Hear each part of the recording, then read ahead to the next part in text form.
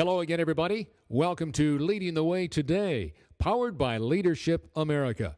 I'm Scott Murray. And I'm Angel Carlton. Great to have you with us as we share with you the insights of prominent and influential leaders from some of the most recognized companies and organizations in America. We're going to be taking a peek behind the curtain at all of these successful for-profit and not-for-profit entities and share their secrets and strategies for success, as well as their perspectives on leadership and life. From culture to collaboration, creativity to innovation, transparency to diversity, we'll be addressing how these leaders in America are creating legacies and leading the way today.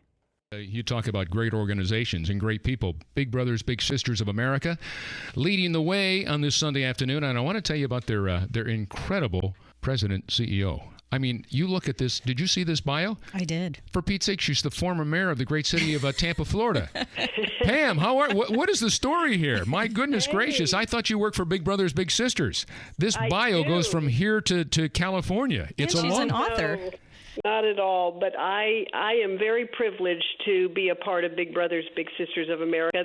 That journey started 3.5 years ago, and it has just been a highlight of my life to be associated with such tremendous people across the country. We have almost 300 affiliates in every state in the country.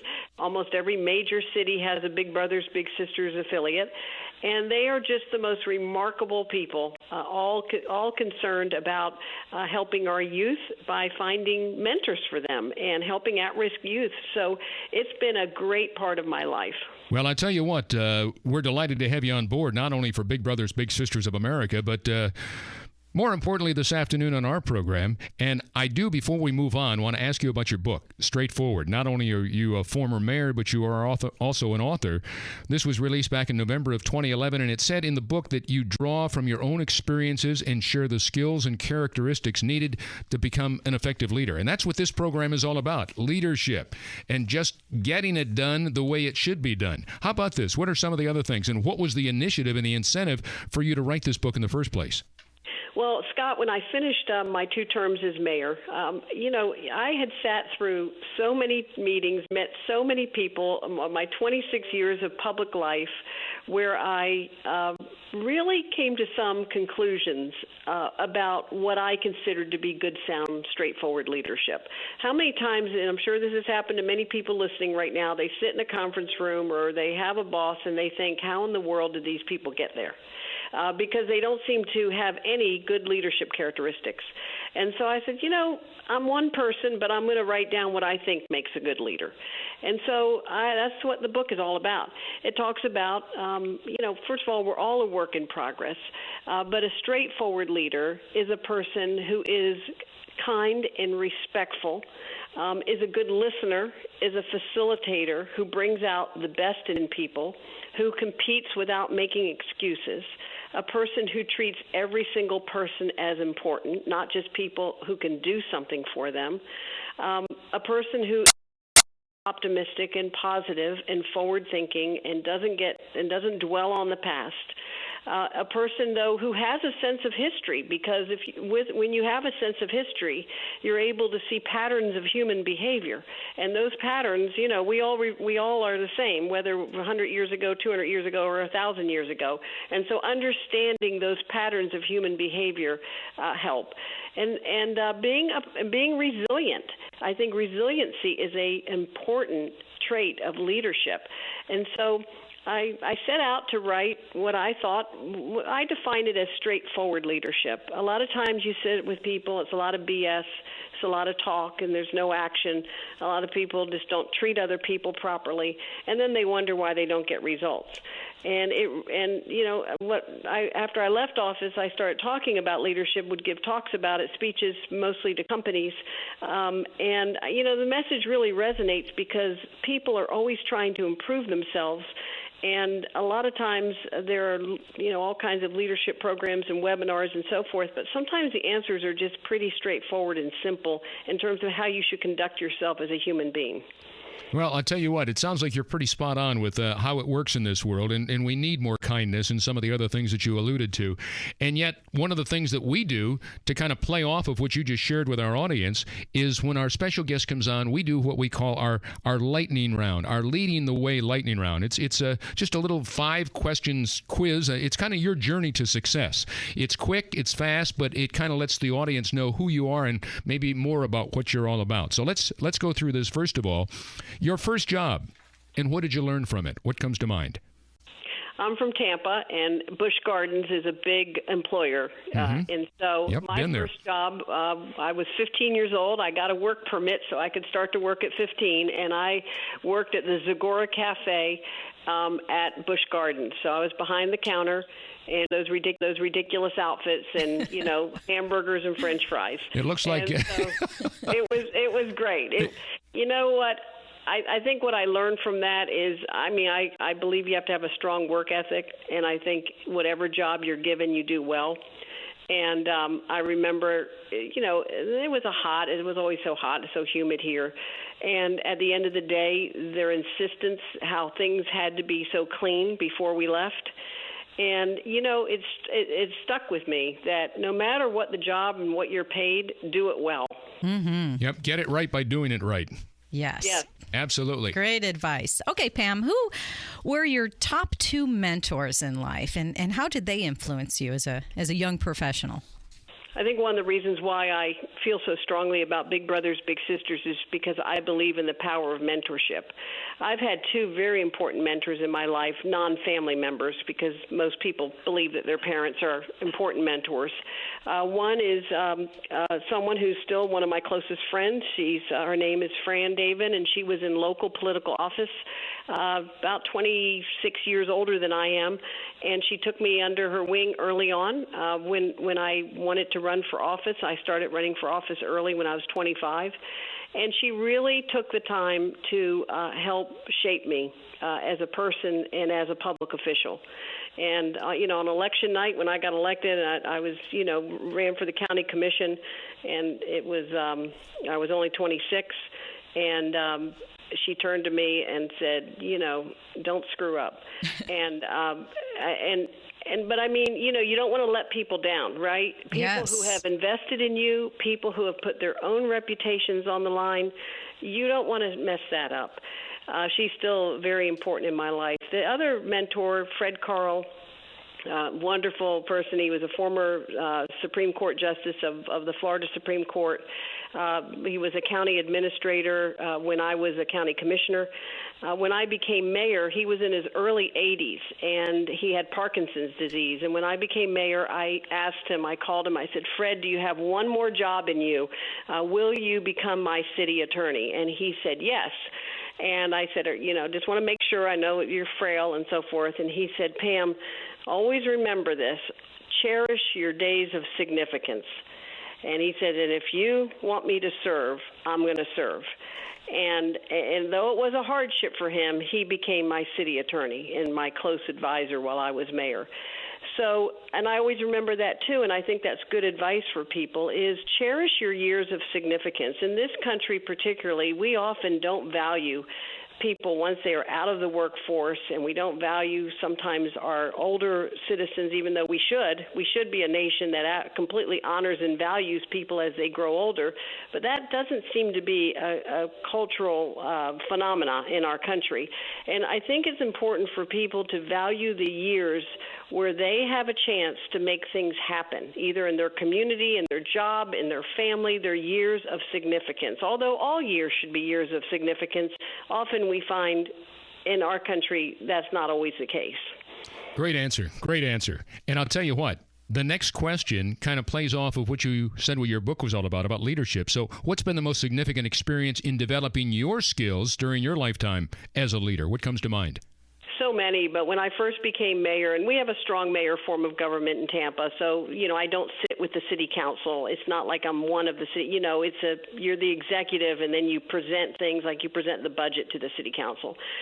And so when I first became mayor, boy, I was so enthusiastic. I had so many ideas. I was just bubbling over. And we would have these big staff meetings, and I'd go on, and I'd ask people for their opinions, and no one said anything. And so I said to my chief of staff, I was quite dispirited, and I went to him afterwards, Daryl, and I said, Daryl, how come people aren't speaking up? Why aren't they sharing their ideas? And he said, it's because you talk too much. And I said, oh, okay. And he said, your position is a powerful position, and when you enter the room, and if you talk so much, you're putting a wet blanket on them. Your job is to be the facilitator in chief. Your job is to get the best out of your team. And that was a real wake-up call for me in my first several months as mayor. And since then, I have more and more seen that, and I see it now that I'm CEO of Big Brothers Big Sisters of America. We have 300 affiliates, right? They're small, they're medium, they're large. They come in all shapes and sizes. Everything's different. Culturally, it's different. You got California, you got the Midwest, you got the East Coast. And I see that my role is not to just talk until I wear people out, but my role is to facilitate conversations and so that we can reach consensus. Love it. It sounds like you've had a fascinating journey. And so knowing where you've come from, where you are now, what is the best advice you'd give the next generation, a young professional in today's changing world? I have two in my household. My two children are 27 and 29. And so I try this advice out on them all the time. It seems to resonate. It is a changing world, a lot of things that even I don't understand because it changes so fast. But certain things are always the same. The first is treat everyone well. Everyone well. Secondly, do not take things so personally. If I took everything personally that someone said to me, I'd be a basket case, okay? I mean, you just have to let it roll off your back a lot of times. And work hard at whatever job is given to you. You know, our young people today, they are a fantastic generation. I love it. And many of them are so full of self-confidence. I mean, you hire them one day, and, next day they feel like they're ready to lead the whole organization. And it's great. It's nice to have that self-confidence, and I like to see that. But what I stress is you work hard. Whatever the job is that you are given, you work hard. You put in the time. Do not be on that phone all the time. I hire a bunch of millennials in Big Brothers Big Sisters of America here in Tampa, and I say to them, hey, come on in, and I'm going to give you a chance because we're a national organization and you can go far here, right? But if you're on your phone all the time, and if you have any sense of entitlement, and if you're going to take any criticism personally, right, because something comes back with red marks all over it, it's not going to last. It's not going to last because you got to get with it here, and so that's my advice to young people. Good advice. Does that make sense? It makes all the sense Wonderful. in the world. Great advice. Great advice. And you sound like a mom as well as a CEO. Great advice. Final question in our quick lightning round segment here. The most defining moment in your life. What comes to mind? Well, I've had a lot, I guess. I mean, I guess it sounds weird to say you've had a lot of defining moments. But when I was mayor, we lost 4 of our police officers in the line of duty. And one was the bodyguard that was assigned to me, and he dropped me off and then was killed by a drunk driver on the way home. The next was, Corporal Roberts. He was killed in 2009. Then we had officers Kokab and Curtis killed in 2010. And so you get these calls at night that an officer's been shot. You go to the hospital. Those have really, for me, they fundamentally changed a lot about how I thought about a lot of things. First, I had never been up close and personal with death before. And to be in a hospital when you're next to an officer who just an hour before had been a vibrant officer of the police force and now was just laying there, and he's passed away, and there's a wife and children, awful. Secondly, I really saw the strength of the law enforcement family and how they just come together to support one another in a way that I've just never seen before. And I'm very close to law enforcement. It's one of the reasons why I feel so strongly about Bigs in Blue, which is one of our national initiatives where we connect police officers as mentors to kids, because I hate to see this divide in our country between our police and the communities they serve. I've seen our officers up close, and I really feel like, they let me into the law enforcement family. And so anyway, those deaths had a very shattering effect on me. I can imagine. Yeah, and, I can too.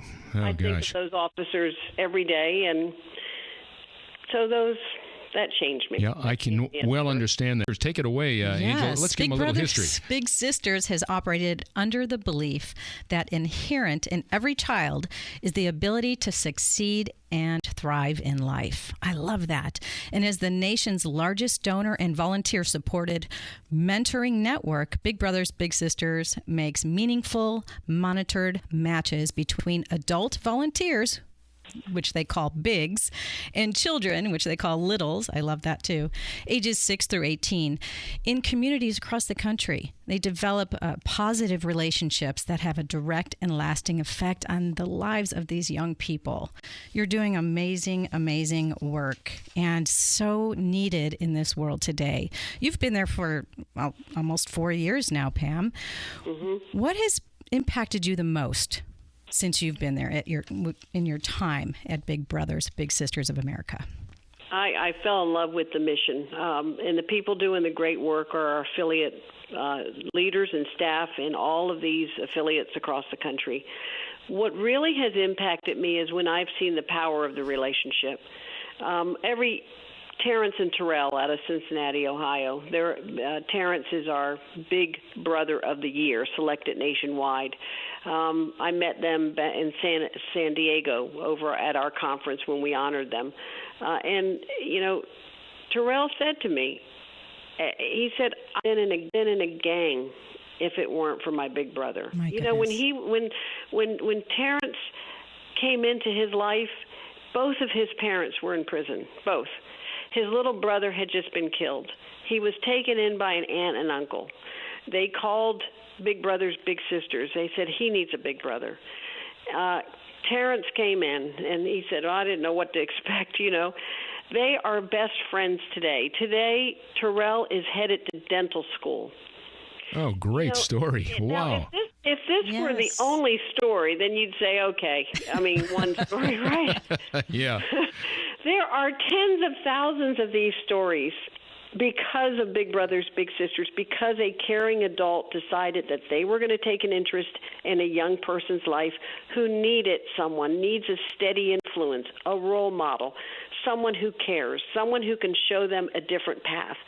And once I began to see this, I thought, oh, my goodness, this is exactly what I need to be focused on for the next many years, because this is what our country needs. And here's the other really cool thing about Big Brothers Big Sisters that I love. It brings together people from totally different backgrounds. So, different races, ethnicities, economic circumstances. And so you have people who become best friends, connected for life, who otherwise would never have met. Their paths would never have crossed. And in a country that seems to be so focused sometimes on divisions, we bring people together. And that's what we need more of if we're going to make this country stronger. Well, you talk about the impact that a big has on a little. I had a chance to see that firsthand. Back in the 80s and 90s, I was on the board here in the North Texas area of Big Brothers Big Sisters, and a woman named Sarah Knotts called me one day and said, Scott, I see what you do with children, and I, long time ago, way too much information, but was studying to be a pediatrician long before I ever spent over 30 years in TV. And here was an opportunity to go see these kiddos. And then I saw firsthand what Big Brothers Big Sisters is all about, and from that, we began a program called Scott's Kids that we used to run every Tuesday night on NBC5, the local NBC affiliate here that I worked with. And I would take a child to to do something they wanted to do. Go to the ballpark. One little boy wanted to meet Hall of Famer Nolan Ryan. His name was Ryan. So we set that up. It was amazing. He throws out the first pitch, did all kinds of crazy stuff. And these kids, it's something they're going to remember a lifetime. And I think my favorite was one, and I have to do a little bragging here. I went on to win the national award for the best story. I know a lot of these things are like Wednesday's Child and other things like that. The Big Brothers Big Sisters is involved with across the country. But it was a little girl that had never gotten a present on Christmas, and she was like 6 years old. And so we took her to see Santa Claus, but then we would let her pick out a gift. And we got to the store, and she said, "My mommy's never had a present either. I better get a present from my mommy instead of me." Oh my gosh! Wow! It was just so emotional, and that's why we probably won first place with your national awards. But I mean, it was the little girl. She was just, and ever since then, I just have remained involved with Big Brothers Big Sisters on the foundation board here in Texas to this day. So, and of course, Pierce Bush, President Bush, former President Bush, his nephew has done a great job here in the Lone Star chapter, and a shout out to all these people. I mean, it's just so great what Pierce and all these other people do. So it's so contagious, I guess. And so I just wondered if you might share with our audience some of the things, Pam, the statistics of the positive outcomes. You shared, stories and the impact that it has, but some of the statistics about the kids from an educational standpoint, that if they have a big, they stay in school, and a lot of these kids are just in truancy. I mean, what comes to mind? Right, absolutely. First of all, major shout out to Pierce Bush, who heads up the Lone Star affiliate. He is so great to work with. So, Pierce, if you're listening, you're great. Ditto on that. Yeah, you got to give shout outs, right? Because people work so hard. Absolutely. So here's the thing. We focus on longevity. So, I mean, there are a lot of worthwhile mentoring programs in the United States. There's no doubt about that. And I think they're all great.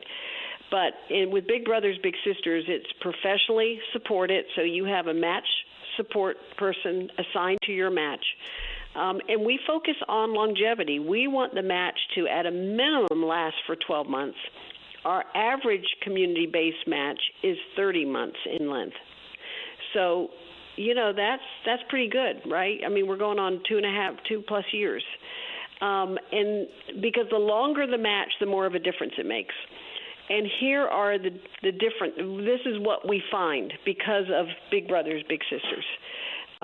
First of all, the children who are matched do better in school, are less likely to engage in risky behaviors. 87% of them show improvement in their grades. I mean, that's huge, right? 97% report a significant increase in avoiding risky behaviors like drinking or smoking or taking drugs. Mm-hmm. And so, when we can take a child and match them, and they avoid risky behaviors, and they do better in school, then, I mean, now you're setting the stage for a bright future, because the alternative means that you're likely not even to graduate from high school, right? Absolutely. As soon as you start engaging in risky behaviors, as soon as you start missing school, doing poorly, and so that's the impact. I mean, you really think about it. I mean, less likely to skip school, less likely to use alcohol, less likely to use illegal drugs, more likely to graduate from high school. These are the real impacts that we're having on young people today.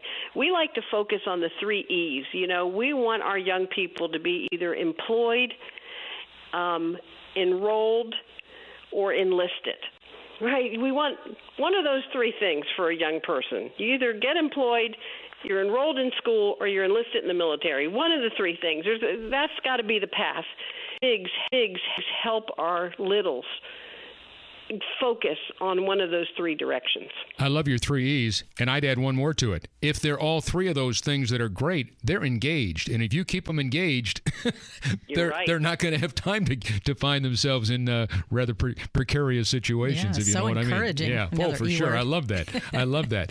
Yes, and we were just talking about the impact that this organization has on education, and that is so huge, setting them up for success in life. I am most impressed by some of the statistics that I read about the 97% of these littles said working hard is very important in school. And that's not a typical behavior unless they have that kind of role model. And so I'm wondering, Pam, for these kids, is it the sense of accountability, the appreciation they feel with their bigs? As you mentioned earlier, you don't want to let that person down. Is this what reinforces that importance of school? Yes. I mean, just as I shared with you, my mentor, and what she said to me on election night, and you don't want to let people down, right? You don't. Not if they've invested in you, if they care about you. You know, having another person care about you and spend time with you is a big deal. And it is for any of us. True. Okay, I mean, right. And, you don't have to be an at-risk youth to say that, hey, it's important to me that someone shows an interest in my life and cares about me. But for kids that come from circumstances that are extra challenging, to have a person say, hey, once a week we're gonna hang out together. You know, for a lot of people listening, they might think, and I've heard this since I've become aligned with the organization, well, what do I have to do to be a mentor? I mean, I'm not capable of being a mentor, like you need some special training. That's not true. If you have it in your heart to care about another human being, and if you're willing to spend the time with that other person, then you will be a great mentor. So don't think that you have to have, been part of the NASA space mission to be a mentor. And this is the effect it has on that young person. They know someone just cares about them. Mm-hmm. And what I hear all the time, just last week talking to a little, he said, well, in the beginning, I didn't talk very much to him and all that, but now he's my best friend. I mean, you hear that. And think about this, too, for many people listening. We know that one of the real issues going on today is bullying. There's social media bullying, and there's direct face-to-face bullying in school. You think about a young person who's going through a difficult time in middle school and high school, and because of all the stuff that goes on today that's so bad. I mean, that once a week, getting with their big brother or big sister and being able to share what is happening to them, and that person helping them through that difficult time, that's a lifeline for a lot of these young kids. Because what happens is they grow up to be adults and they become bullies in the workplace. And those behaviors don't ever stop. And so if a mentor can change those behaviors when they're young, oh my gosh, that's so huge. Absolutely. Yeah. Absolutely. I'll tell you what, Angel earlier today, Pam, asked about role models in with you. And everyone obviously needs to have one. My dad was my role model. And I just wonder, though, how often these children grow up and maintain that relationship with their big, be it a brother or a sister, as adults, as they enter the workforce themselves. Do those relationships continue on for years after that? Even though you said 6 to 18, but after that, I just wondered what happens. No, in many cases, absolutely. My favorite case, I mean, holy moly, I was sitting at a gala in New York City, and I was sitting next to Michelle, a young African-American woman. She was sharing with me, showing me photos of her 3 children and so forth. Turns out, across the table was Barbara, her big sister. They've been matched for they're friends for 40 years. Wow. Okay? Oh, that's unbelievable. Love it. I mean, these are the kinds of relations, and I probably don't have time to go into their story, but believe me, it's remarkable. But I see people, they have been matched for decades. This one fella in Boca Raton who writes to me, he's 98 years old. He's a big brother. His littles, one little is 80, and the other little is in his 70s, okay, because he started back in, Wow. I know, You're kidding. but it's the truth. He sends me letters. He goes, here's a photo of me with my little. The guy's 98. His little is 82 or something, And so, that's hilarious. Yes, and also the fact that we have been around since 1904. And so because of that, we have generations of bigs and generations of littles. But, you can be around for 500 years, and the thing is, what are you doing tomorrow? And our future is brighter than ever. We just finished completing a new strategic plan. We're going to make a lot of investments to make our network even stronger. We're embarking on kind of a relook at our brand to make sure that we are resonating with particularly the younger generation, a new national marketing campaign. We're investing in new technology for all of our affiliates. We're beefing up our training. We are doing things to make our federation even stronger than ever because, the past is a great thing, but the future is what matters. And we want to make sure that Big Brothers Big Sisters is poised for even greater impact across this country. You talk about the past. Before Angel gets to her next question, I've just got to play off of that. I don't want you to downplay or put anybody under the bus, but being mayor of a great city and a large city like Tampa, and now as the CEO of Big Brothers Big Sisters, just very quickly, share the difference in which one you get the most enjoyment out of. Well, here's the interesting thing. I think that having a political background has actually been very helpful to me in this role because when you have 300 different affiliate leaders, it's kind of like the House of Representatives. Okay, I got you. Yeah. You know what I mean? I mean, just picture these folks all across the country from all different circumstances, geographic and et cetera, demographic differences. And so, you've got to pull that whole group together. And so I think actually having a background in politics where you are always working with a lot of diverse people and people who come from very different walks of life and want different things, that's actually been very helpful. Yeah, that makes sense. That makes sense. That makes all the sense in the world. Yeah, that part has been similar. The difference is, the big difference is, with Tampa, I'm totally Tampa focused, very Tampa centric in every neighborhood and I was all about each block practically. Mm-hmm.